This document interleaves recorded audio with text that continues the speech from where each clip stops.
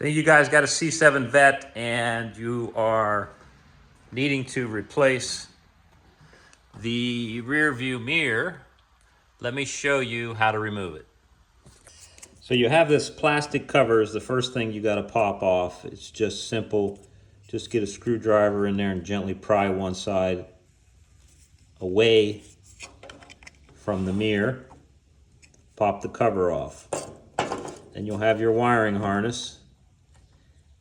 And there's a little tab on the wiring harness from the car. Just push in, grab these two little nubs and pull down. So you're pushing in on the little wiring harness tab and pull this down, it pops out.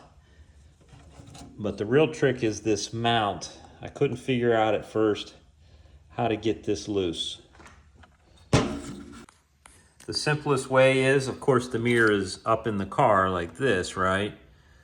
Well, after you have that plastic cap, you've got these holes. Just take some type of a screwdriver, line it up in the holes, and then turn clockwise. It takes a little bit of force. Push clockwise. You got the screwdriver in there and you go clockwise, the mirror will spin like this. You'll be at this position and then it'll just drop out of the car. Now to put it back in, it feels like you want to try to do it by hand and it just falls down. So stick it all the way back up in there, but put your screwdriver back in, and it doesn't really start to engage till you get about halfway, and then all of a sudden you'll feel the force and then snap with the screwdriver and it's firm.